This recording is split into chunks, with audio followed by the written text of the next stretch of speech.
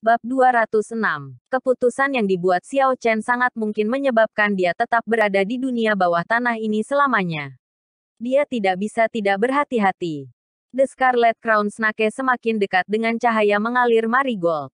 Tidak banyak waktu yang tersisa bagi Xiao Chen untuk berpikir. Aku akan mengambil risiko semuanya. Xiao Chen mengambil keputusan. Kapal perang perak terbang keluar dari mata kanannya dan tumbuh lebih besar. Dia mendorong dengan ringan dari tanah dan melompat ke atas kapal. Dia bergerak secepat kilat menuju pohon marigold mengalir cahaya. Mantra pemberian hidup. Pu, pu, pu. 5 pahatan itu menjadi lebih besar. Ketika mereka mendarat, mereka memiliki ukuran yang sama dengan binatang roh peringkat 5 kera es. Ini adalah pertama kalinya Xiao Chen mengendalikan 5 spirit beast secara bersamaan. Begitu spirit beast terbentuk, dia merasakan esens yang melonjak di dalam dirinya berkurang seperempat.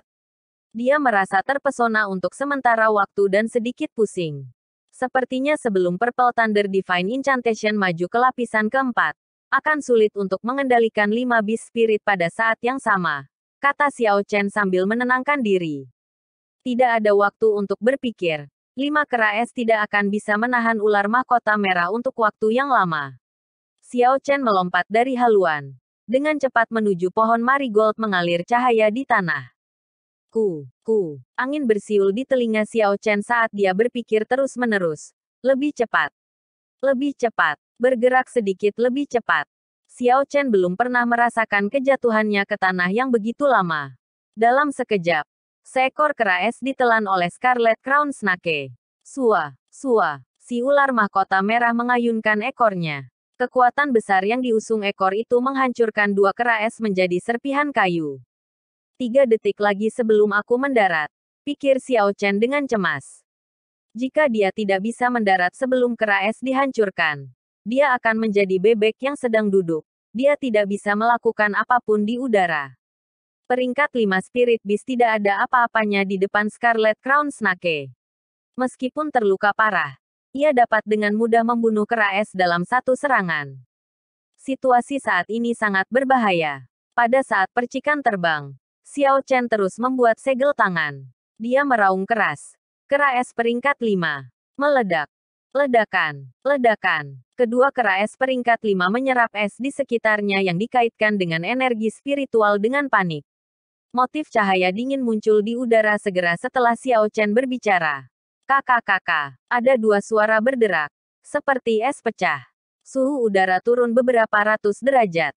Kedua kera es berubah menjadi bintik-bintik cahaya dingin, menutupi tanah dalam lapisan es.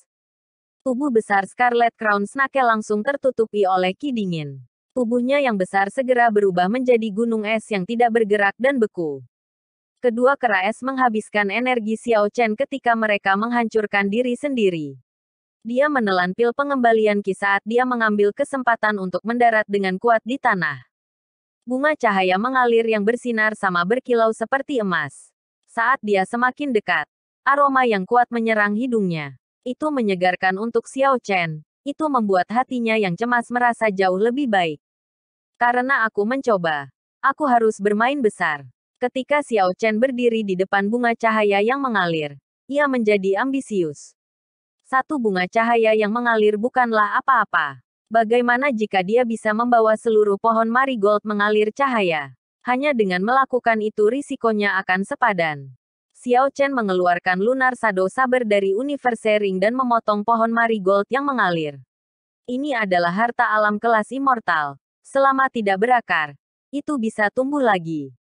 Cahaya bunga cahaya mengalir bisa terlihat menghilang. Xiao Chen dengan cepat menempatkannya dan Lunar Shadow Saber di cincin semesta. Es yang menyegel bunga cahaya yang mengalir perlahan mulai pecah. Xiao Chen menoleh dan angin kencang bertiup, menyebabkan dia menyipit, serta menyebabkan rambut dan pakaiannya bergetar. Spirit Martial Holy Beast, Azure Dragon Ki, Fengyan Acu Point, Lao Gong Acu Point, Daling Acu Point, Neiguan Acu Point, buka. Xiao Chen bisa merasakan aura berbahaya. Dia tidak punya banyak waktu untuk berpikir. Dia menyambut angin keras dan berteriak. 6 titik acu point di lengan kanannya langsung terbuka. 6 lampu biru menyala dan membentuk Azure Dragon. berputar di sekitar lengan Xiao Chen. Perasaan memiliki energi tak terbatas mengisi dirinya lagi. Seluruh lengan kanannya terasa seperti akan meledak. Bang! Azure Dragon tidak terbang. Sebaliknya, itu berbenturan berat dengan ekor ular terbang ke arahnya. Ada kekuatan besar yang ditransmisikan. Qi dan darah Xiao Chen melonjak ketika ia terbang kembali ke langit. Itu setara dengan serangan bertenaga penuh dari puncak Martial King. Dia mengetuk terbang. Xiao Chen merasa bahwa dia sangat beruntung. Dia memuntahkan seteguk darah dan kemudian menenangkan Qi dan darah yang melonjak. Sua, dengan pikiran dari Xiao Chen. Kilatan cahaya perak datang dengan cepat, menangkap Xiao Chen yang jatuh. Xiao Chen berdiri di haluan kapal perang. Sebelum Xiao Chen bisa bernapas, ada embusan angin kencang lagi. Ekor besar si ular mahkota merah datang menyapu. Bahkan lebih cepat dari sebelumnya. Itu menghantam kapal perang perak dalam sekejap. Kekuatan besar segera melemparkan Xiao Chen. Dia seperti karung pasir di udara, berputar terus-menerus. Dia tidak punya sarana untuk melawan. Kakak-kakak, kapal perang perak mulai retak terus-menerus. Setelah beberapa saat, kapal perang itu hancur dan berubah menjadi bintik-bintik cahaya perak ketika memasuki mata kanan Xiao Chen. Serangan pemogokan Scarlet Crown Snake sebenarnya berhasil menghancurkan harta karun rahasia Xiao Chen. Xiao Chen tidak punya cukup waktu untuk memikirkan perubahan situasi saat ini. Setelah dia mendarat, ekor ular besar itu menghancurkan tanah terus-menerus. Itu penuh dengan niat membunuh, tidak memberi Xiao Chen kesempatan untuk menarik napas. Xiao Chen berlari maju tanpa peduli untuk hidupnya. Dia bergerak beberapa meter dalam sekejap. Potensi tubuhnya terangsang sepenuhnya. Gelombang kejut terus menyebar dari belakangnya. Ada beberapa kali di mana ekor ular berada di atas kepala Xiao Chen. Tetapi ia berhasil menghindari bahaya pada waktunya. Pada saat ini, Xiao Chen lupa semua teknik gerakan, esensi bela diri, atau bahkan esensi. Tidak ada waktu bagi Xiao Chen untuk mengedarkan esensnya. Dia hanya bisa mengandalkan metode yang paling primitif. Kekuatan tubuh fisiknya. Berlari mati-matian. Ekor besar terus mengejar Xiao Chen. Gelombang kejut menghantam punggungnya. Hampir mendorongnya ke depan beberapa kali. Xiao Chen berhasil menghindari bahaya lagi. Ini bukan cara untuk melakukan ini. Bahkan tidak ada cukup waktu untuk mengedarkan esens aku. Apa yang harus aku lakukan? Xiao Chen panik ketika dia berpikir dengan cemas. Xiao Chen awalnya berpikir bahwa setelah dia mengeksekusi Azure Dragon Cloud Soaring Art, dia akan dapat dengan mudah melarikan diri. Namun, situasi saat ini bahkan tidak memberinya cukup waktu untuk mengedarkan esensnya. Aku tidak bisa terus berlari seperti ini. Aku harus mencari kesempatan untuk menarik napas. Kalau tidak, itu akan mengejar aku sampai mati. Petik 2. Bagaimana aku menemukan peluang? The Scarlet Crown Snake jelas dalam kondisi mengamuk. Dia sudah menggunakan Ki Azure Dragon sekali. Dia tidak akan bisa menggunakannya lagi dalam jangka pendek. Jika dia hanya mengandalkan kekuatan tubuhnya, tidak akan ada cara untuk menghadapinya. Ketika Xiao Chen berlari ke depan dengan cepat, dia mencoba memikirkan tindakan balasan. Karena dia tidak bisa berbenturan dengan kepala, dia ingin melihat apakah mungkin untuk meminjam kekuatan lawan dan melarikan diri. Setelah itu, dia akan mengeksekusi Azure Dragon Cloud Soaring Art, Roaming Dragon's Nine Transformations dan sepenuhnya melarikan diri dari Scarlet Crown Snake. Meminjam kekuatan lawan untuk melanjutkan motifnya. Xiao Chen tidak pernah belajar keterampilan seperti itu sebelumnya. Dia hanya bisa mengandalkan kemampuan adaptasinya untuk menemukan waktu yang tepat, agar berhasil meminjam kekuatan lawan. Pengaturan waktu sangat penting. Jika dia tidak dapat menemukan waktu yang tepat, Scarlet Crown Snake akan menghancurkannya sampai mati. Setelah menghindari beberapa serangan dari Scarlet Crown Snake, Xiao Chen dengan hati-hati mengamati arah angin, menghitung waktu pendaratan ekor ular. Rumble, ekor besar itu membanting lagi, menyebabkan tanah bergetar. Kemudian, itu menarik kembali dengan cepat. Tubuh bagian atas Scarlet Crown Snake berdiri tegak sejak lama. Matanya berkedip-kedip dengan cahaya dingin. Lidahnya yang berdarah dan bercabang menjentikkan ke dalam dan keluar secara terus-menerus ketika dia melihat Xiao Chen menghindar lagi. The Scarlet Crown Snake berteriak dengan sangat marah. Itu memutar perut ular dan ekornya menciptakan angin liar dan menabrak dengan keras. Xiao Chen merasakan arah angin. Inilah saatnya. Dia berputar tanpa ragu-ragu dan memiringkan tubuhnya ke samping. Saat ekor ular besar itu mendarat, ia mengirim serangan telapak tangan ke sisi ekor ular itu. Xiao Chen tidak menyerang dengan banyak kekuatan. Begitu dia menyentuh ekor ular, dia meluncur ke sisi ekor.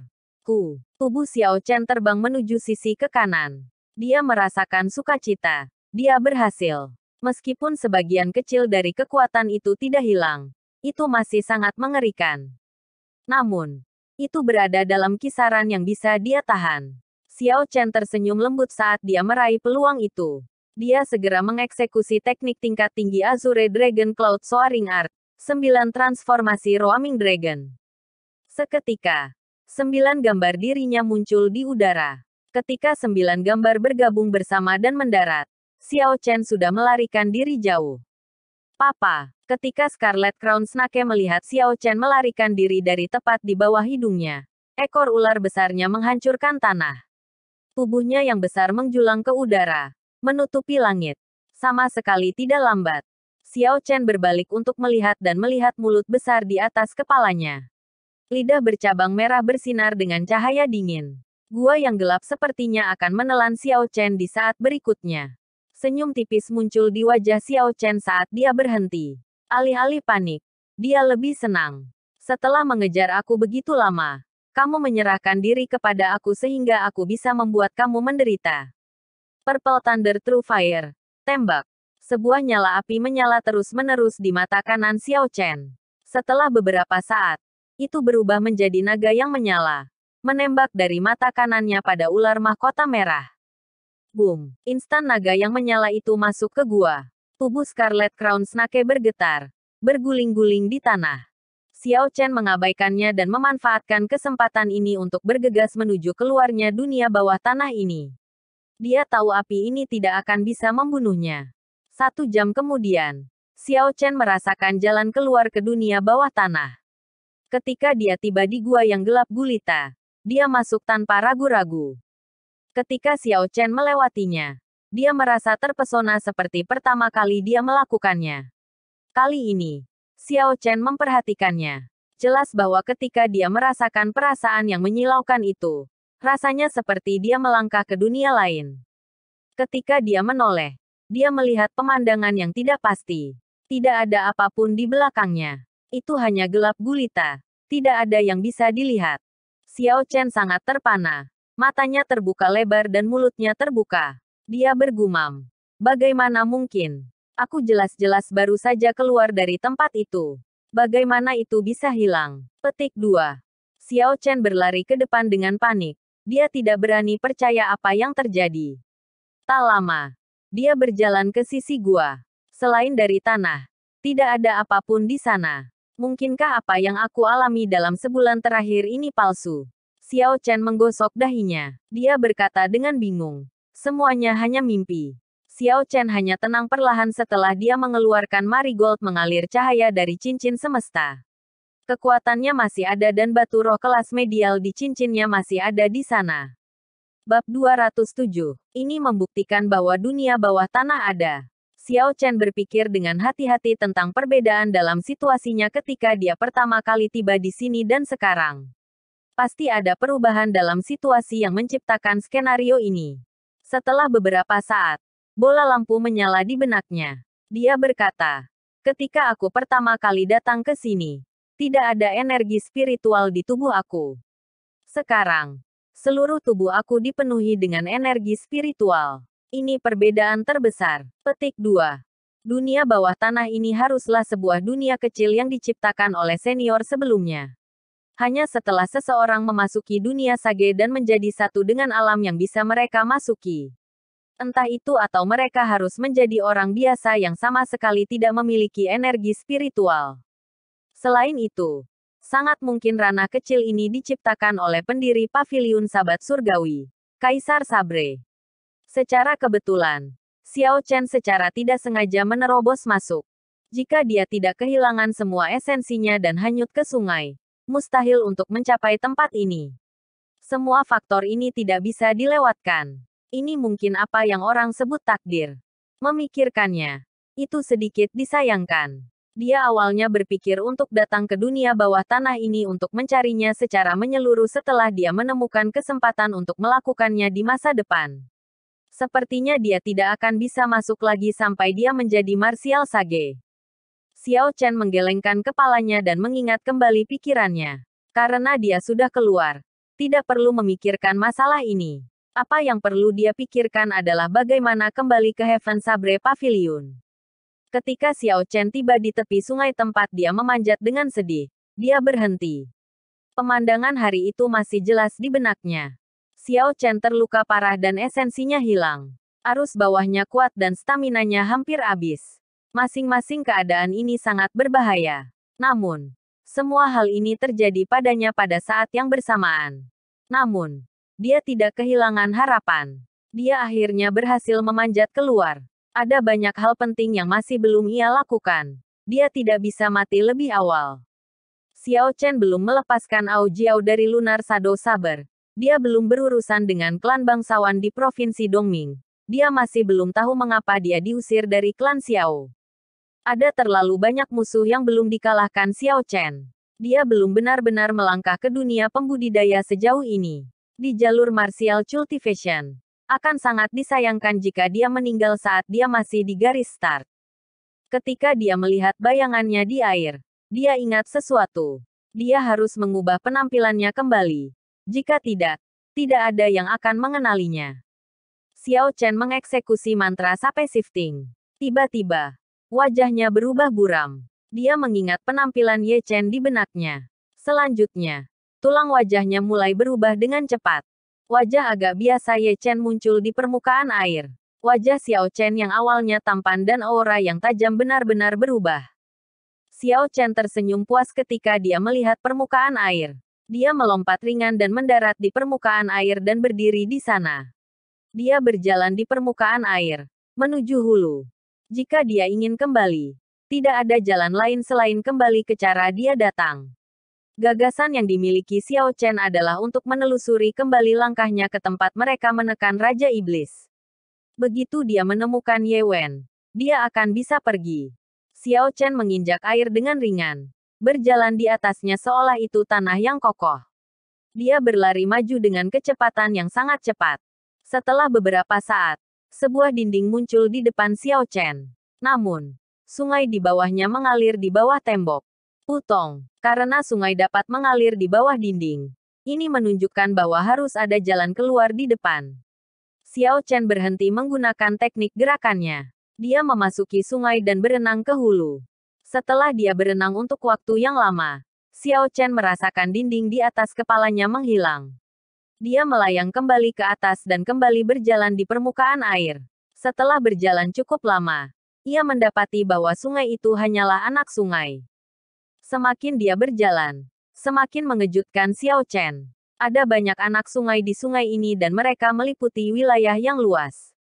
Sepanjang jalan, dia berlari ke lebih dari 10 tempat di mana sungai membelah cabang-cabang. Bahkan ada beberapa tempat di mana sungai membelah menjadi 4 cabang.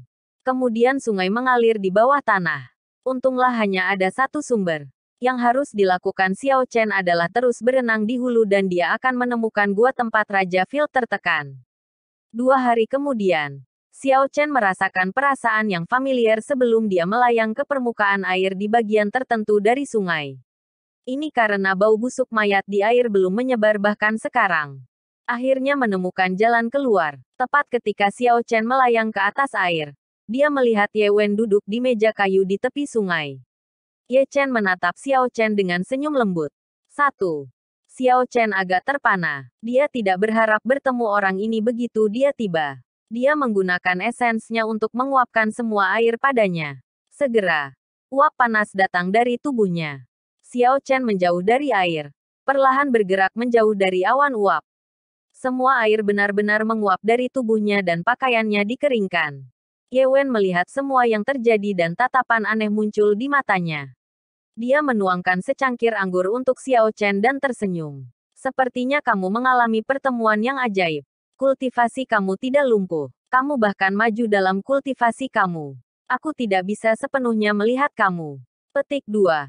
Xiao Chen mengambil cangkir anggur dan mengosongkannya dalam satu tegukan sebelum dia menatap Ye Wen. Awalnya, dia pikir dia akan memiliki banyak hal untuk dikatakan. Sekarang dia melihat Ye Wen begitu tenang dan tenang. Dia tidak tahu harus berkata apa. Bagaimana Songke Biyunpik? Setelah berpikir sebentar, Xiao Chen mengajukan pertanyaan yang paling dia khawatirkan. Ye Wen menikmati secangkir anggur sendirian dan segera minum secangkir lagi. Setelah itu, ia meremehkan situasinya. Aku melumpuhkan salah satu tangannya. Tetapi dia masih menjadi master puncak. Namun, kamu bisa santai. Bibi bela diri leluhur Sen sudah memperingatkannya. Saat kamu keluar, dia tidak akan berani menemukan masalah denganmu. Petik 2. Kamu melumpuhkan salah satu lengannya. Xiao Chen menatap Ye Wen dengan heran. Bukannya Xiao Chen mengira Ye Wen tidak memiliki kemampuan. Apa yang tidak dia harapkan adalah bahwa Ye Chen akan menyinggung Peak Master untuknya. Terlebih lagi, ketika Xiao Chen melihat penampilan Ye Wen saat ini, seolah-olah dia tidak peduli. Sepertinya ini hanya masalah yang tidak penting dan dia merasa tidak perlu memikirkannya. Ye Wen bangkit dan berkata, "Ayo pergi. Tidak perlu membuat keributan tentang apapun. Aku akan membawamu keluar." Petik 2. Ye Wen perlahan menaruh gelas anggur di atas meja. Setelah itu, dia memimpin jalan keluar. Dia memandang Xiao Chen di belakangnya dan berkata, "Kamu sangat beruntung." Belum lama ini, gadis itu, Liu Ruyue, turun secara pribadi untuk mencoba dan menemukan kamu. Petik 2. Tetua Sister Ruyue datang mencari aku. Xiao Chen terkejut dan berkata, "Lalu apa yang kamu katakan padanya? Apakah kamu mengatakan yang sebenarnya kepadanya?" Petik 2. Apa aku bodoh? Aku sangat akrab dengan karakternya. Jika aku mengatakan yang sebenarnya, dia akan segera bergegas ke puncak Biyun dan menendang keributan besar dengan risiko hidupnya. Kata Ye Wen acuh tak acuh. Kata-kata Ye Wen membuat Xiao Chen tutup mulut untuk sementara waktu. Mereka belum berjalan jauh ketika Ye Wen berbicara lagi. "Bagaimana kamu berhubungan dengan Leng Liusu?" "Leng Liusu, mungkin tidak ada hubungannya. Aku tidak akrab dengannya," kata Xiao Chen. Dia dipenuhi dengan kecurigaan. Dia tidak tahu mengapa Ye Wen akan menanyakan ini padanya. Ye Wen berkata, "Kalau begitu ini aneh." Dia menggunakan statusnya sebagai tuan muda paviliun untuk membypass majelis tetua. Dia mengirim orang ke sini untuk mencarimu beberapa kali. Petik 2. Leng Liusu juga datang mencari aku. Xiao Chen tidak bisa mengerti apa yang sedang terjadi. Dia ingin bertanya pada Ye Wen untuk detailnya. Namun, ketika Xiao Chen melihat ekspresi Ye Wen, dia menarik kembali apa yang ingin dia katakan. Ye Wen memimpin Xiao Chen sepanjang jalan, membawanya ke formasi transportasi kecil. Ketika orang-orang yang menjaga formasi melihat Ye Wen, mereka menyambutnya dengan hormat. "Tetua Ye, apakah kamu di sini untuk mengirim seseorang pergi?" Ye Wen mengangguk. Dia kemudian menghadap Xiao Chen dan berkata, "Pergilah, pergilah. Setelah kamu naik, kamu dapat meninggalkan tempat terkutuk ini. Aku sudah berurusan dengan misi kamu untuk kamu. Kamu bisa pergi dan menyerahkannya." Petik 2. Xiao Chen hendak melangkah ke formasi. Kemudian dia berbalik dan bertanya, "Kamu tidak perlu membayar harga untuk melumpuhkan lengan Songke. Lagi pula, Songke adalah seorang master puncak." Xiao Chen tidak tahu mengapa Ye Wen begitu tidak terganggu. Ye Wen tersenyum lembut. "Harganya bagi aku untuk tinggal di sini selama 10 tahun. Sekarang aku melihat bahwa kamu masih begitu bersemangat dan bersemangat. Aku merasa agak tidak layak." "Baiklah. Itu cukup omong kosong. Enyahlah." Petik 2. Tiba-tiba, Ye Wen menendang pantat Xiao Chen. Xiao Chen jatuh ke depan dan mendarat di formasi transportasi. Lampu di tanah menyala. Naskah jimat yang tak terhitung jumlahnya muncul dan tubuh Xiao Chen menghilang dengan suara, "Sua." Rasanya sangat kabur dan gelap gulita. Xiao Chen merasa tubuhnya terentang tanpa batas.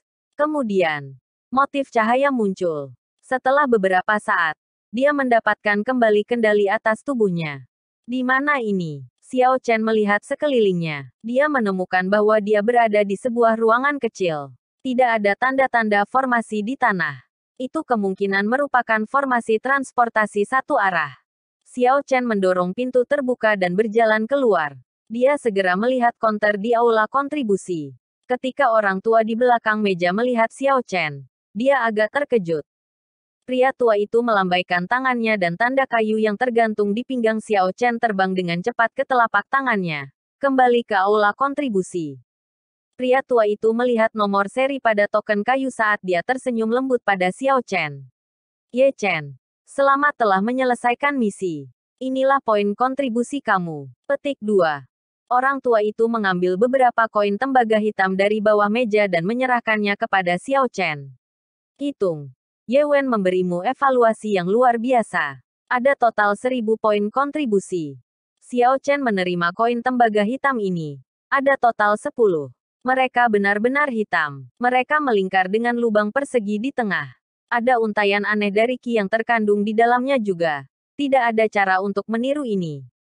Lelaki tua itu terus menjelaskan.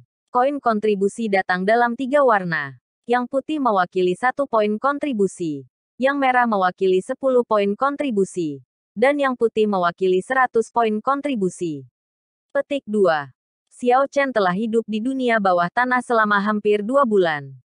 Saat ini, ia dengan cemas memikirkan untuk kembali ke puncak Qingyun dan melaporkannya dengan aman ke Liu Ruyue. Karena itu, dia tidak memiliki banyak kesabaran untuk mendengarkan pria tua itu. Dia siap untuk segera pergi. Tunggu sebentar. Jangan pergi dulu. Ini adalah pertama kalinya kamu menyelesaikan misi tingkat tinggi. Ada sesuatu yang masih harus kukatakan padamu. Pria tua itu menghentikan Xiao Chen dan berjalan mendekat. Pria tua itu menunjukkan senyum tipis di wajahnya yang pucat. Anak muda, jangan terlalu cemas. Ini adalah hadiahmu yang sebenarnya. Petik 2. Xiao Chen tidak mengerti apa yang sedang terjadi. Dia perlahan tenang dan mengikuti pria tua itu. Orang tua itu memimpin Xiao Chen ketika mereka berjalan ke belakang aula kontribusi. Sepanjang jalan, banyak orang melihat pria tua itu secara pribadi memimpin Xiao Chen. Mereka semua mulai menebak status Xiao Chen. Tetua eksekutif aula kontribusi sebenarnya membimbing seseorang secara pribadi. Siapa orang ini? Aku belum pernah melihatnya sebelumnya. Bahkan pewaris sejati tidak menerima perlakuan seperti itu. Petik 2. Aku belum pernah melihatnya sebelumnya. Dari mana dia datang? Mungkinkah statusnya bahkan lebih tinggi daripada pewaris sejati itu? Petik 2. Itu dia. Lihatlah token identitas di pinggangnya. Dia adalah murid dari puncak Qingyun. Dia adalah Ye Chen. Seseorang di antara kerumunan mengatakan segera ketika mereka melihat token identitas perak digantung di pinggang Xiao Chen. Hanya ada 2 pria di puncak Qingyun. Salah satunya adalah Liu Suifeng. Yang lainnya adalah Ye Chen. Semua orang tahu Liu Suifeng. Karena dia bukan Liu Suifeng. Jelas bahwa dia adalah Ye Chen. Jadi, itu dia. Dia menghilang selama 2 bulan dan kemudian dia muncul lagi. Kelompok orang-orang dari One Ren Peak sudah lama mencarinya. Petik 2. Bab 208. Aku mendengar murid inti terkuat kedua dari One Ren Peak, Quick Sabre Lin Feng, mengatakan bahwa selama Xiao Chen muncul, dia akan datang untuk menyelesaikan skor bersamanya. Aku melihat beberapa murid One Ren Peak pergi lebih awal. Mereka pasti akan memberi tahu Lin Feng. Akan ada pertunjukan yang bagus nanti. Petik 2. Bahkan setelah Xiao Chen mendengar semua ini, dia tidak terlalu peduli. Selama itu bukan seorang tetua yang bergerak, dia memiliki kepercayaan diri untuk berurusan dengan murid inti manapun di dalam Heavenly Sabre Pavilion. Apa yang disebut rintangan ini dapat digunakan untuk meningkatkan pengalaman tempur Xiao Chen. Adapun orang tua ini, Xiao Chen tidak menyangka dia telah menyembunyikan statusnya begitu dalam. Dia benar-benar berbeda dari penampilannya yang biasa. Ekspresi pria tua itu seperti sumur kuno. Tidak ada riak di atasnya. Setelah mereka mencapai aula besar, dia berkata dengan acuh tak acuh, "Kami telah tiba. Ini adalah aula pemeringkatan. Kamu dapat menemukan posisi kamu sendiri di peringkat di sini." Petik 2. Aula besar itu cukup besar dan di tengahnya ada 10 dinding kayu. Setiap dinding kayu memiliki sekelompok orang yang berdiri di depannya. Mereka menggelengkan kepala dan mendesah atau mereka terlihat sangat bersemangat. Ekspresi setiap orang berbeda. Orang tua itu membawa Xiao Chen ke dinding kayu terakhir. Ketika kelompok itu melihat lelaki tua itu, mereka segera membuka jalan bagi mereka. Xiao Chen memperhatikan bahwa semua pembudidaya yang mengelilingi dinding ini memiliki ekspresi sedih di wajah mereka. Paviliun Sahabat Surgawi memiliki total 5.000 murid dalam. Nomor ini selalu diperbaiki. 5.000 murid ini semuanya memiliki peringkat. Yang ada di dinding yang kamu lihat di sini adalah 500 murid dalam terakhir. Setelah perang ranking akhir tahun, 500 murid batin terakhir akan dicopot dari status murid batin mereka, kata orang tua itu dalam penjelasan kepada Xiao Chen. Jadi itu sebabnya, tidak heran para murid dalam yang berkumpul di sini semua memiliki ekspresi sedih. Itu karena sistem eliminasi Heavenly Sabre Pavilion sangat keras. Mereka akan melenyapkan 500 murid dalam setiap tahun. Xiao Chen menatap dinding kayu. Dinding itu memiliki 10 baris di atasnya dan setiap baris memiliki 50 token kayu. Setiap token kayu mewakili murid batin. Pada token kayu, ada nama murid dalam bidang kultivasi, puncak, dan informasi dasar lainnya. Xiao Chen mencari sebentar sebelum menemukan token kayunya setelah beberapa saat. Token kayu Xiao Chen ditempatkan di posisi yang sangat menonjol. Akhir dari baris terakhir. Itu berarti di seluruh 5.000 murid dalam. Dia peringkat terakhir. Kata-kata puncak King Yun. Ye Chen, Grandmaster bela diri kelas rendah berada di token. Tetua Eksekutif Aula Kontribusi melepaskan tanda kayu Xiao Chen dan token kayu di seluruh dinding segera bergerak. Semua token kayu di dinding kayu telah bergerak mundur oleh satu ruang. Pria tua itu mengambil token kayu Xiao Chen dan berjalan ke dinding kayu lain, menempatkannya di posisi terakhir dari baris terakhir. Peringkat Xiao Chen telah naik 500 tempat sekaligus. Kerumunan pecah menjadi kekacauan. Mereka belum pernah melihat orang yang menaikkan peringkat mereka sebanyak 500 tempat dalam sekali jalan sebelumnya. Itu tidak adil. Aku bekerja sangat keras melakukan misi sekte dan mengumpulkan kekuatan aku. Namun, aku bahkan tidak bisa maju 10 tempat dalam sebulan. Kenapa dia bisa melompat 500 tempat sekaligus? Petik 2. Betul, aku menghabiskan waktu berbulan-bulan berlatih dengan pahit. Tetapi aku hanya bisa menantang 10 orang di atas aku. Yang paling maju aku adalah 10 tempat. Bagaimana dia maju 500 tempat dalam perjalanan? Petik 2. Ekspresi pria tua itu tidak berubah. Dia perlahan berbalik dan menatap kerumunan. Semua obrolan segera berhenti dan menjadi sangat sunyi. Jika kamu berada di 500 tempat terakhir dan menyelesaikan misi sekte tingkat tinggi dengan evaluasi yang luar biasa pada misi pertama kamu dapat melarikan diri dari 500 tempat terakhir. Kerumunan akhirnya ingat. Aula pemeringkatan memang memiliki aturan seperti itu. Namun, mustahil bagi mereka untuk mendapatkan misi tingkat tinggi. Satu-satunya yang bisa mereka peroleh adalah yang dinilai berbahaya. Juga sangat sulit untuk mendapatkan evaluasi yang luar biasa. Jadi untuk waktu yang sangat lama, tidak ada seorang pun di Heavenly Sabre Pavilion yang menaikkan peringkat mereka menggunakan metode seperti itu. Itu sebabnya kerumunan semua kesal. Xiao Chen tidak terlalu peduli dengan semua ini. Baginya, Pavilion Sahabat Surgawi hanyalah sebuah pit stop. Setelah dia belajar mendengarkan pedang dan berkomunikasi dengannya, dia akan segera pergi. Dia tidak punya rencana untuk tinggal dalam jangka panjang.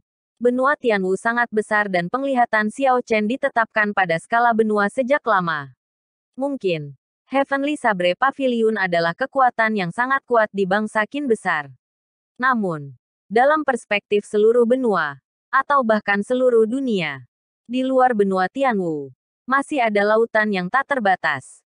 Dikatakan juga ada pulau-pulau yang tak terhitung jumlahnya di seberang lautan tak berbatas. Ada juga banyak pembudidaya kuat di sana. Berpikir seperti ini, Pavilion Sahabat Surgawi benar-benar tidak dapat dianggap apa-apa. Itulah sebabnya Xiao Chen tidak terlalu peduli tentang statusnya sebagai murid batiniah. Itu saja. Aku masih punya sesuatu untuk dilakukan. Kamu perlahan-lahan akan mengetahui aturan-aturan lain secara alami, kata lelaki tua itu dengan acuh tak acuh. Sebelum dia pergi, dia menatap Xiao Chen dengan penuh arti dan berkata, "Aku akan meninggalkan beberapa kata terakhir. Anak muda, jangan menajamkan pisau kamu terlalu banyak. Menggigit lebih banyak daripada yang bisa kamu mengunyah. Atau mengatur pandangan kamu terlalu tinggi. Paviliun Sabat Surgawi bisa eksis untuk waktu yang lama. Jauh dari sesederhana yang kamu pikirkan." Petik 2. Hal ini yang disebut jenius. Mereka adalah keberadaan termurah di sini. Jangan menaruh hatimu di langit.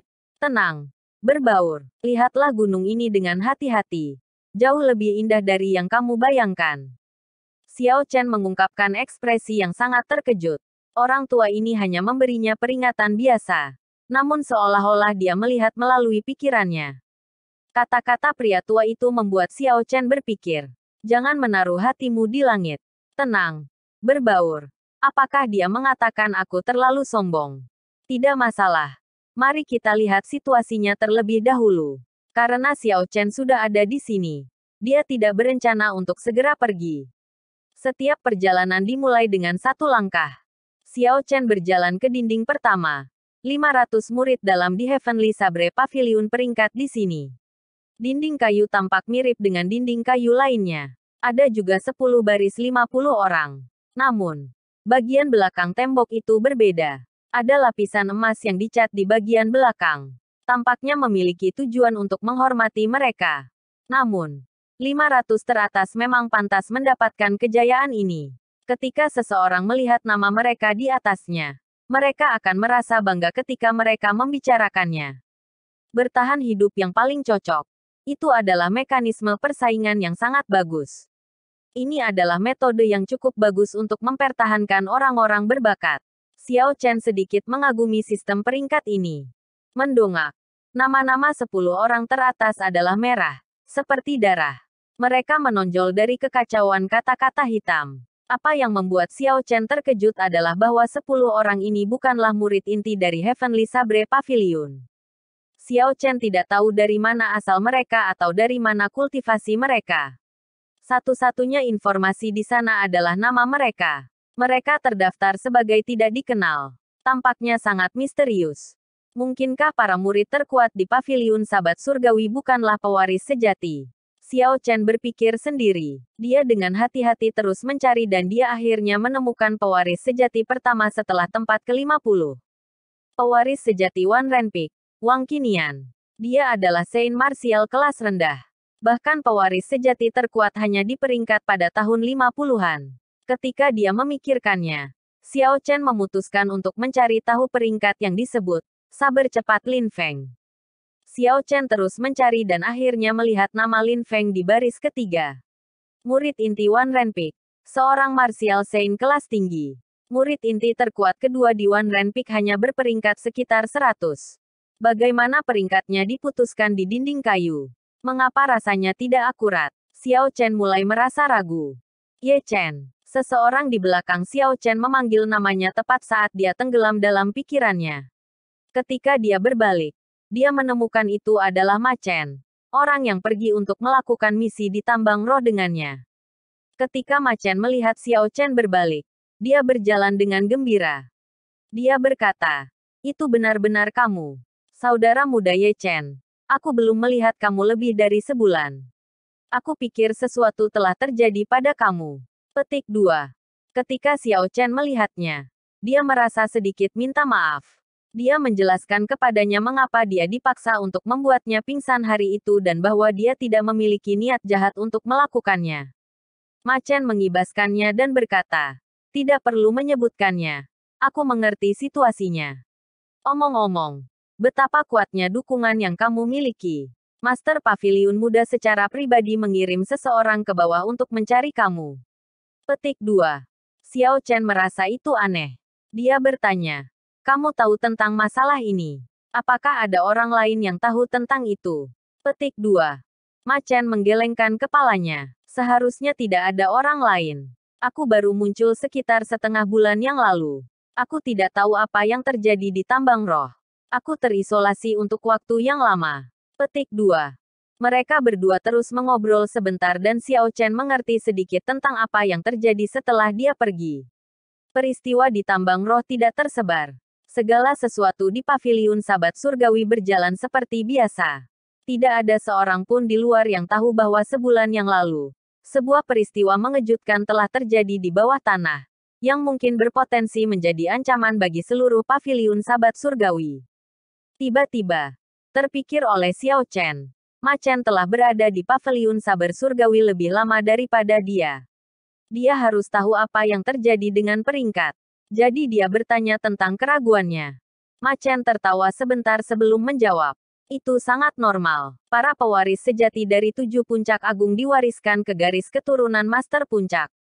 Itu bukan hasil dari bakat. Kadang-kadang, kekuatan pewaris sejati bahkan lebih lemah daripada murid batin biasa. Xiao Chen berkata dengan heran. Apakah orang bisa menerimanya jika mereka menjadi Master Puncak? Jika Peak Master lebih lemah dari Elder Inti, Xiao Chen merasa sulit membayangkan bagaimana orang itu dapat mengelola puncak sebesar itu. Mereka tidak akan. Namun, orang seperti ini jarang.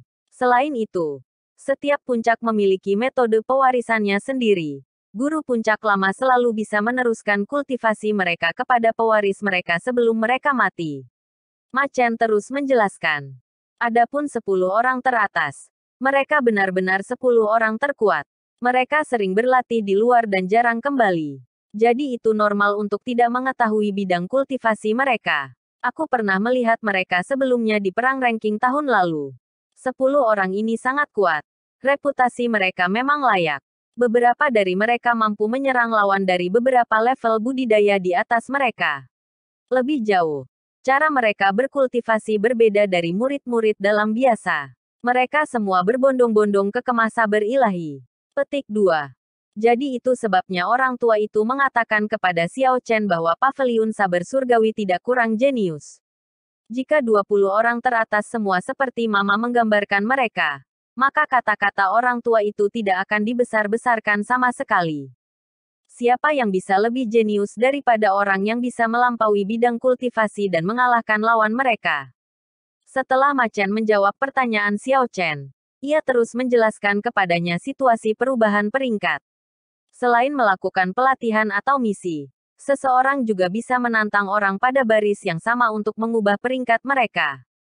Dengan kata lain, yang tertinggi yang bisa ditantang adalah murid batin peringkat 49 tempat di atas mereka.